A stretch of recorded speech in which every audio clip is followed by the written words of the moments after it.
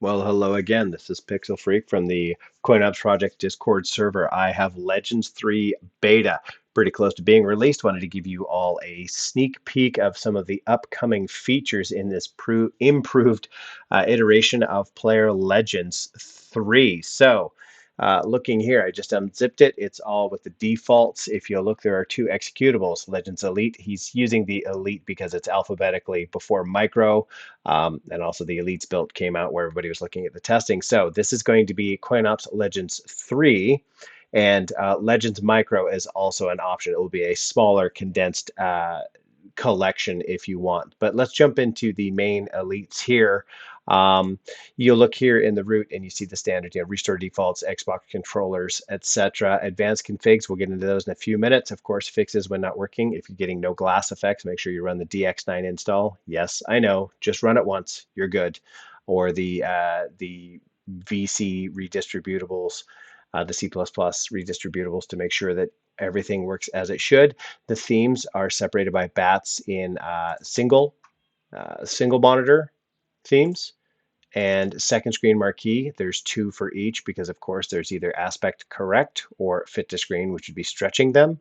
Only use these if you have a second monitor, of course. Otherwise, use these if you take away the settings GUI. And did I say settings GUI in a Player Legends build? Yeah. Let's get in there and see what's new. All right, Legends 3. This is the full executable. If you look down at the bottom right, 492 games. But wait, what's that? That's a sunshine icon because there is day mode and night mode, which are different than day bezels, night bezels, and modern bezels, which are bat files. I will explain later. However, looking in the all games, all right, it's already started auto scrolling. 20 seconds in, it starts kicking around. But that daytime icon, the sun down at the bottom right, tells you that we are in daytime mode.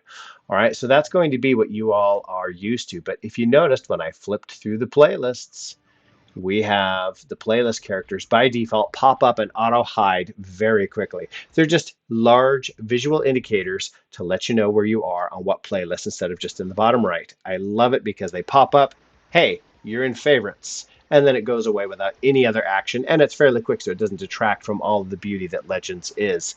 So, I want to point out that all games, it's not just arcades. All games means that there are arcade and some consoles involved. That's also why the playlist characters are Sonic and the Donkey Kong cabinet there.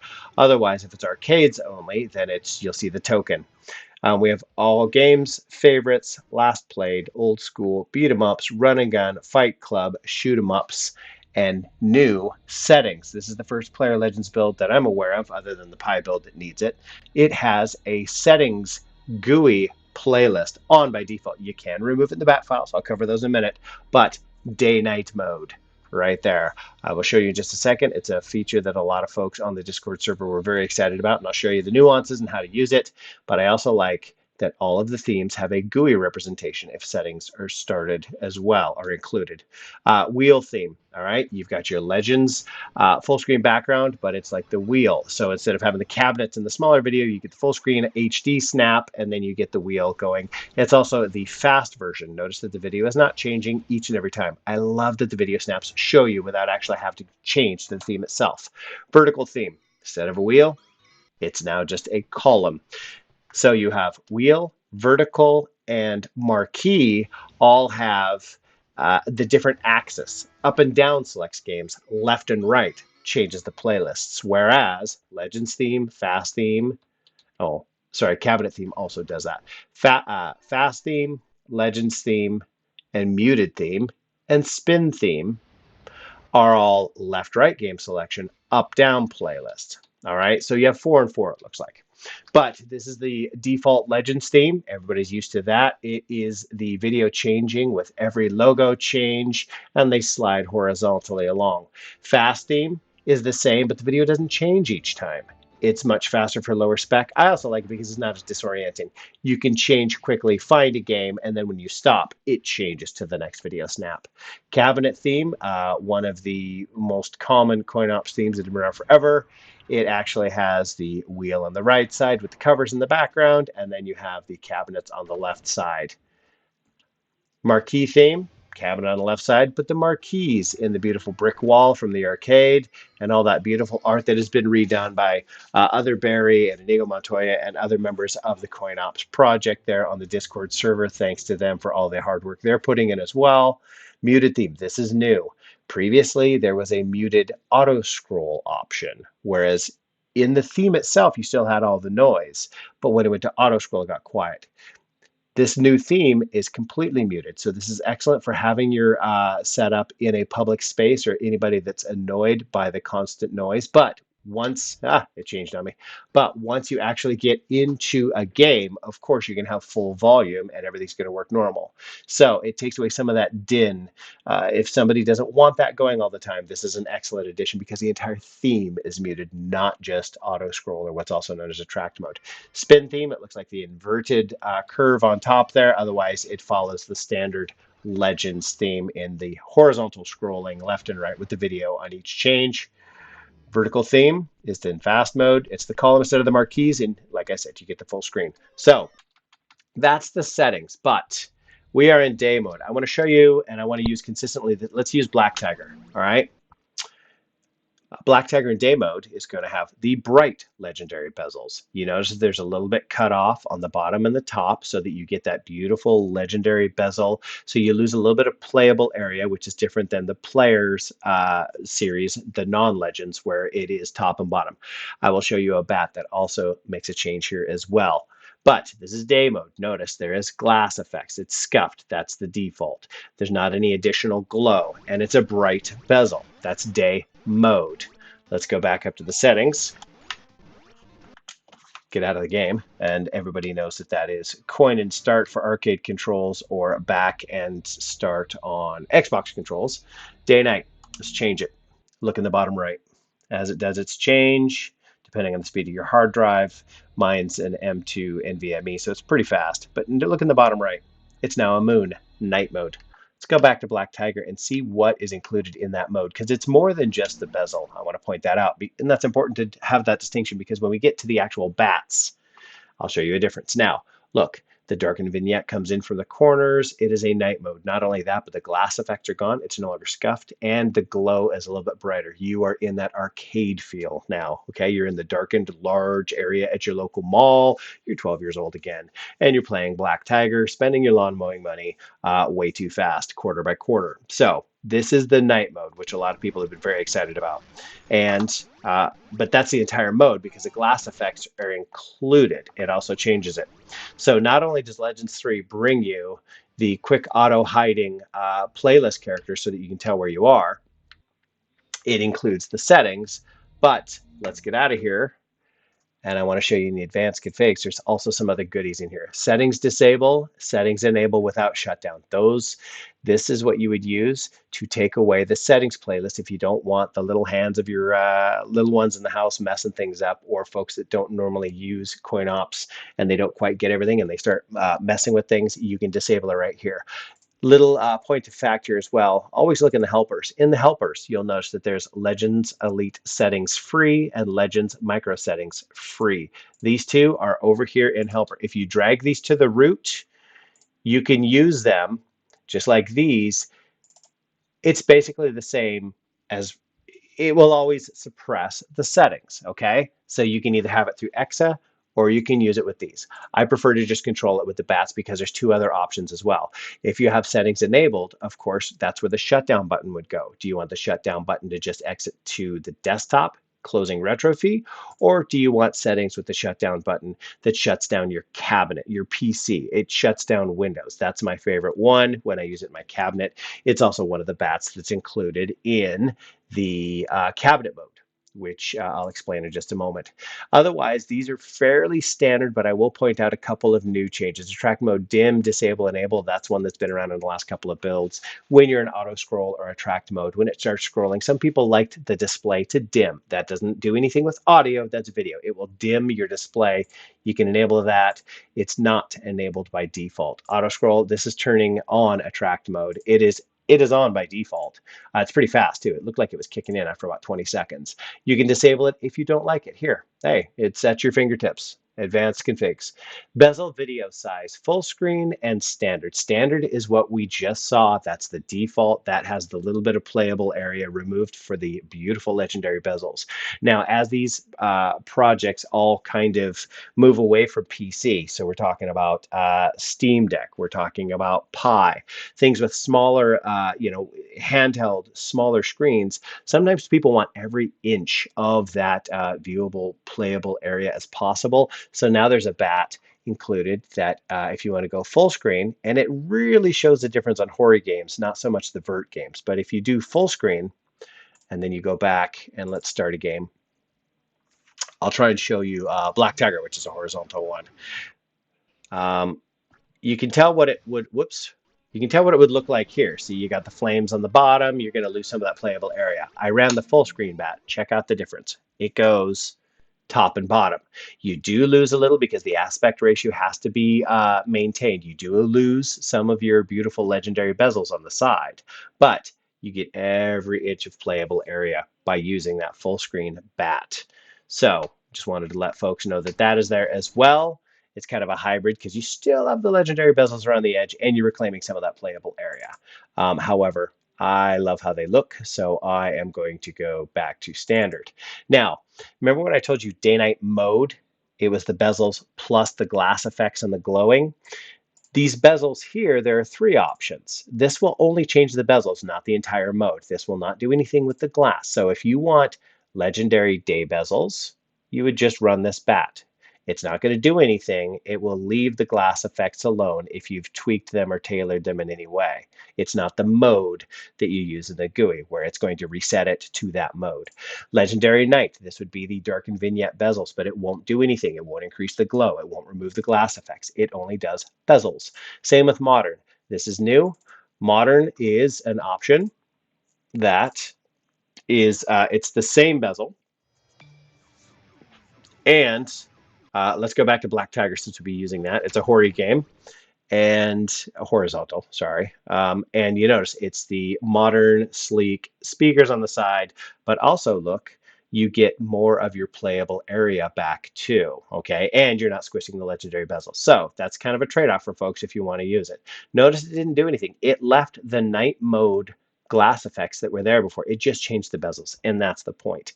And just so you can see, that's a horizontal game, and I always forget, let's look at a vertical game with those modern bezels. But remember, it's still got the night mode glow. See, in vert games, in the modern bezels, there's more room on the side, so you get the brick wall of the arcade, and you also get the cabinet return walls there, so you get more of the arcade look as well. But again, it didn't touch the glass mode, which was last set in night. So that's why it's glowing with no glass effects. It gives you a little bit more fine tuning and tweaking to find that mode that you really like. So if you're a person that likes to use the reflective mode, I like the reflective blur, etc., you can tweak all those. Now, I'm going to go back in here. You notice what's missing down on the bottom right? Because I used the modern bezel, it took away the day or night mode indicator. No indicator means that you were using the modern bezels. But I'm going to use the mode switch in the GUI, and I'm going to reset it back to day mode. Actually, I'm going to do something else. That tweaking that I was talking about, I'm going to do what I call myself 7-Eleven mode. All right. I'm going to switch it over to night mode. Look in the bottom right. That means that I've told it I want glass effects off, glowing, and then the darkened vignette bezels. So just so that you can verify I did that, Black Tiger, just because that's the one. Look, darkened. Okay, that is in fact night mode. Let's get out of there. And I want to use some of these bezels here too, and also some of the shader and glass effects. In here also, I'm going to leave the scan lines alone because I like the night mode that just happened with, and I'm going to change it to Legendary Day bezels, but using the night mode glass effect. I call this the 7-Eleven mode because to me, oh, and let's also do reflective glass, which is, let's see here, and glass effect reflective blur. Okay, it's a lot going on. I've made some tweaks, but I jokingly call this 7-Eleven mode because to me, it's got a bright bezel. You're in a bright, say like a corner store, like a 7-Eleven, where games are really an afterthought. They're left alone in the corner. They're not really maintained like they would be in an arcade. So your bloom and your CRT is going to be a little out of whack. It's going to be glowing too much, but it's also a lightly lit area because it's a corner store, right? So just kind of joking. And also there might be a couple of other games stuffed in the corner that have been forgotten about at this little local 7-Eleven. And hence what I called 7-Eleven mode. Notice you have the blur of the other games in the corner. You have the overglowing, okay? Also, it looks like that it has changed the glass effects because the reflective that I put in there. So it does have the extra glow, but it has the brighter bezels and it has the reflective blur. Anyway, the point of all that exercise is to show folks that you have complete control over how you want this displayed. And Legends 3 is giving you that creative control. So I'm going to restore the defaults here. One other thing I want to point out, I think I showed you that the themes were separated in, these are the ones that are also in the GUI, okay? But if you turn settings off, they're still available to you here. This is if you have the second screen marquee. And as well, in the advanced configs, I think it's also important. Everybody else knows the cabinet mode disabled. Those are in the readmes. The console split, enable and disable. It is disabled by default. There are console games in this, and there's not a console playlist. I like to console split enable so that when I'm in here, in Legends Elites, they are therefore after the alphabetical uh, arcade games. So if I use my left bumper, which is letter skip, and I go to the left, notice I jumped into one of the consoles. This one, I believe, is, yeah, this is the Super Nintendo games that are included. Okay.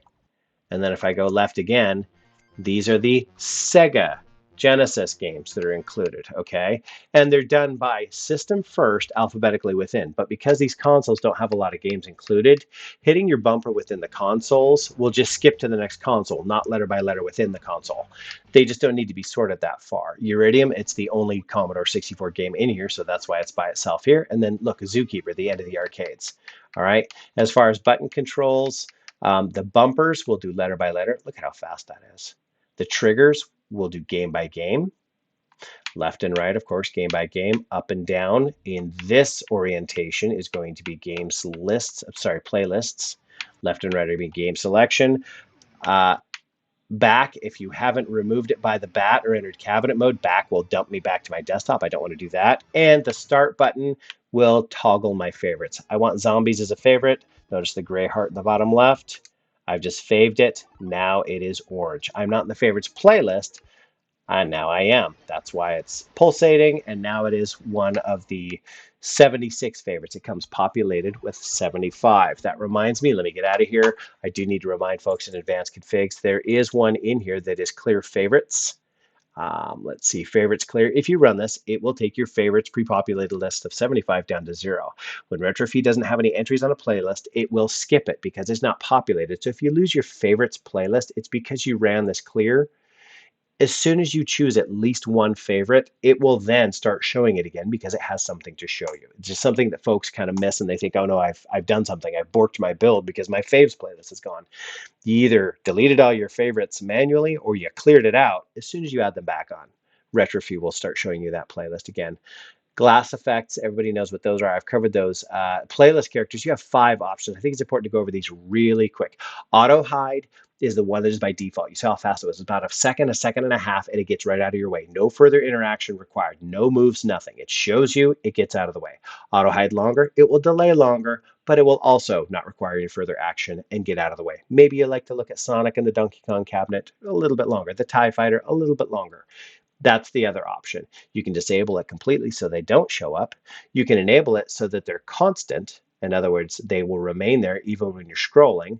Or you can have hide on move. They will show up, but they won't auto hide. They will disappear once you start scrolling for games. Okay? Uh, these are standards. The scanline effects are standards. Splash video, remember on Legends builds, it's the warrior. I didn't put that on here because I got a copyright violation last time because the music triggered something. So I didn't do the warrior logo on there, but it's there. I'm sorry, the intro video. And any of you that are using the EG start to zero delay, the generic encoders for your arcade cabinets, run this enable. It will stop the additional ghost inputs when you're running through the menu. I want to remind everybody that Legends 3 is a player build, so it's a single menu. It's not like the collections build, which have a dual layer. You choose a selection, you choose a genre or a collection, and then you go down, and within that, then you can choose in there. They're not by playlists. So I also wanted to show you the Legends Micro. This is a smaller portion of the build. It only pulls predefined games. Notice there are only 130 here. Okay, and so a much smaller selection that's curated specifically. So that's what the micro portion does. If you want to look under the hood, one of the first things I usually do when I get a new build is I look under emulators. Legends 3 is MAME only, so that means that you're going to only have stuff that runs through MAME, obviously. There's no Laserdisc. It's going to be all arcade games and then some of the basic consoles like SNES or Genesis, which are included in this. It's also Commodore 64. One of the things that you can also tell is, as I was saying, player builds and legends, they run on a single collection. That's why there's only a single menu list. So the full build is under arcades, and then the micro runs under arcades mini. How you can tell is what's going on arcades mini. I could have told you how many are there. If I look at the Super Nintendo sub, if I open it up, only one of the Super Nintendo games are being pulled over because it's in there, it's populated. If it's empty, it would pull them all. Also in Genesis, it's only pulling 2 Genesis games in the micro build on over. Notice it didn't pull the Commodore build over there. Also, if you look at the include, it's populated. It's not empty. If it's empty, of course, it passes everything through. If you look in here, there are 127 entries, and you just counted 3 console. Sure enough, that's 130. If I go and run my micro, how many do we have? 130. That's how those totals get pulled up, okay? Now, if you look at the full build, let's look at that collection. You go into the arcades, which is the full build collection. If you look Super Nintendo, it's empty. That means that everything in the Super Nintendo collection, every single one of these 34 are pulled in because it's empty. It's a pass through. All right. A lot of folks are always asking about how to add games. As long as you have the art, etc., go into the collection itself. In Genesis, add your ROM. Make sure that it's the proper file type that fits your settings.conf. Notice it has to be a zip Q or a Q, and notice case sensitive is important, right? It uses the Genesis launcher, and you would drop it in there, but then you would put your medium artwork in here. You need a cab, a cover, a logo, a marquee, and a video. Once all those are in there, if you need to know what the requirements are for each one, it's pre-populated. So Aladdin, okay? MD for Mega Drive so that we know that it is the Sega version. All right, why don't you look at it and say, hey, it's 1920 by 1080, 30 frames per second. Okay, you can make one of yours by your own. Add it in there. Make sure that the MP4 is the probably you can do AVI as well or MP4. Make sure that the title matches the ROM exactly. Otherwise, it won't match up and you won't have it. See, it's got to match capitalization and everything. Of course, the extension doesn't matter. The file name does. All right. So most of you, I've bored you because most of you know how to add your own, but we get that asked a lot. Also, just go to the CoinOPS Discord, sign up, be cool. Everybody loves to help. Read the FAQ. I spend a lot of time documenting all this stuff so I don't have to answer the same questions over and over. Please read the docs. If it's not in there, I will add it if it comes up enough, or I'll try and introduce it in a video. And once you've read the FAQ and done a couple searches, if you have a question, make sure you're in the right channel to ask that question, and somebody there will be happy to help. All right, everybody, game on, and I'll see you on the Discord server.